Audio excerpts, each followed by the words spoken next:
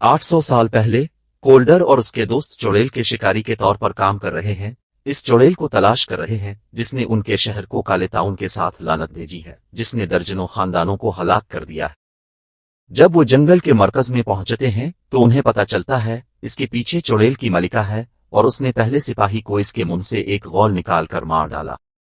इसके बाद वो उन पर हमला करने के लिए चंद शैतानी मखलूक को लाती है और कोल्डर उनको दूर रखने के लिए फौरी तौर पर अपनी तलवार को आग लगा देता है।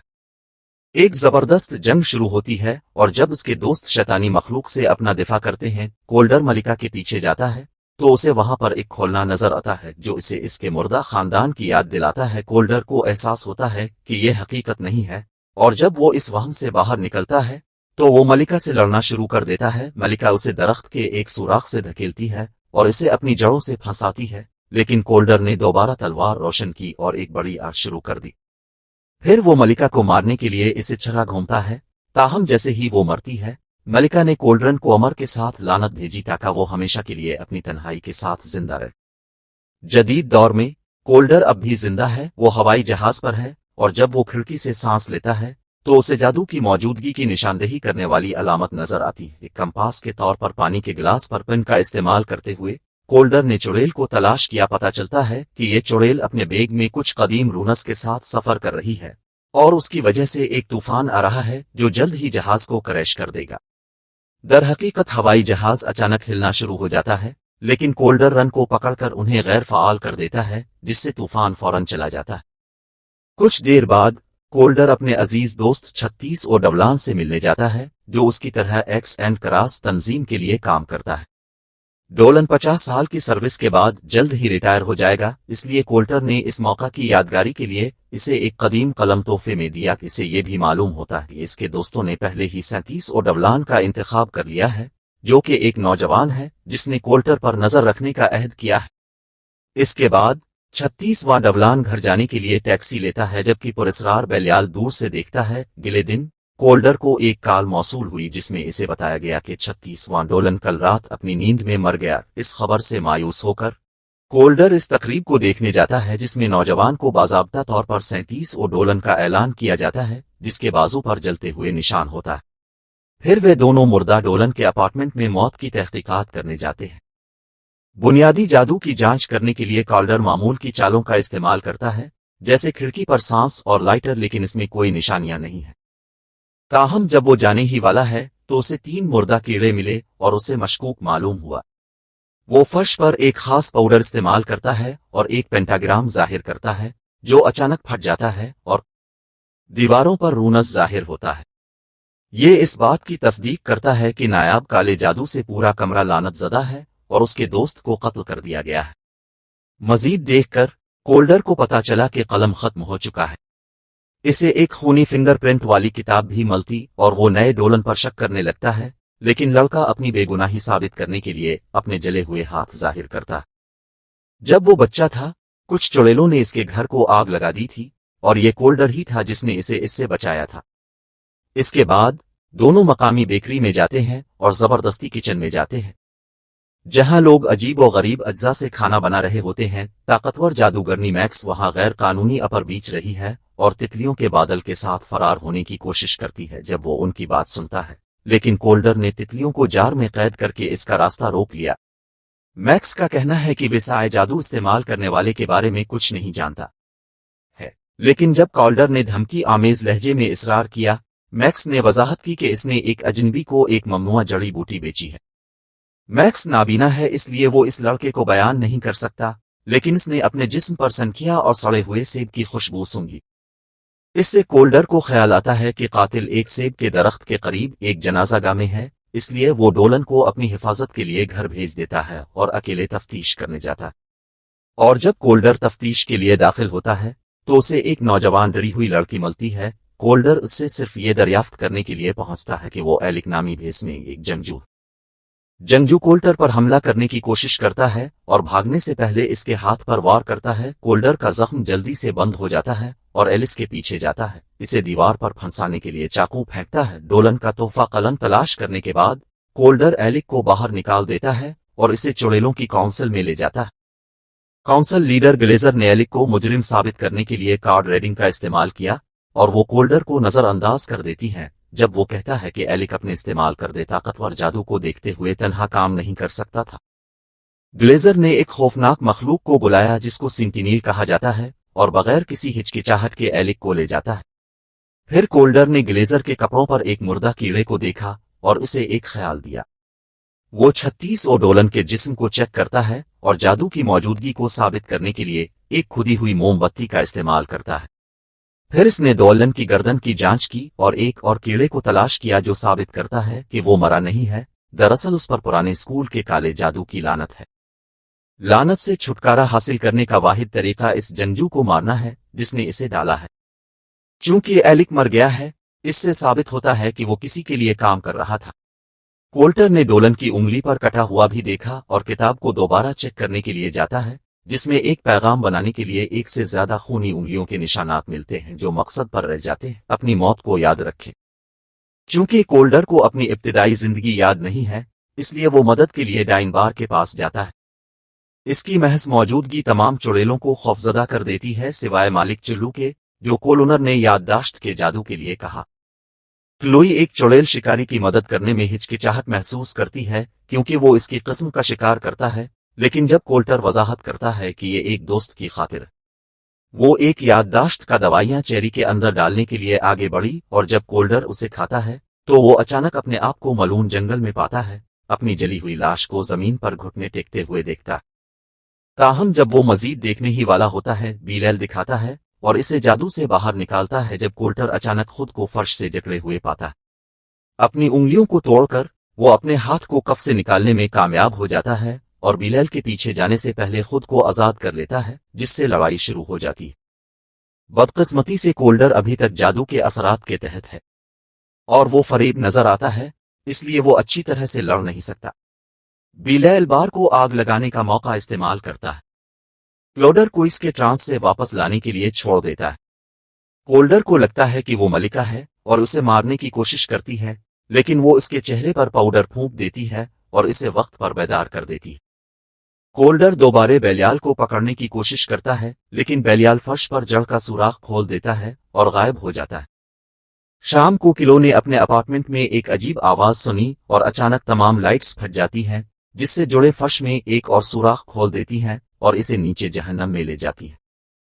चुल्लू उनकी गिरफ्त से आजाद होने की कोशिश करती है और कालिटर के हाथ को उसकी मदद करते हुए देखती है, लेकिन इस वक्त वो बेदार होती है। कोल्डर और 37 ओडोलन बेलियाल पर तहकीक कर रहे हैं और कोल्डर ने किलो से दोबारा मदद तलब की और इसे अपने बार का बदला लेने के लिए ताउन करने पर राजी किया। चुल्लू कबूल करती है, लेकिन बार खत्म होने के बाद उसे दवा के लिए अज्जा की जरूरत होती है, इसलिए वो कोल्डर को एक दोस्त के घर ले जाती है। जब वो वहां पहुंचते हैं तो क्लोई ये जानकर बहुत परेशान हो जाती है कि इसके दोस्त को कत्ल कर दिया गया है और तमाम अहम पौधों को चोरी कर लिया गया है।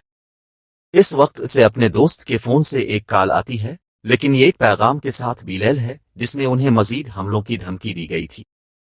चूंकि उनके पास कोई और रास्ता नहीं है, इसलिए कोल्टर खतरनाक डाइनडानिक से मिलने जाता है जो उन्हें पौधे देना कबूल करती है।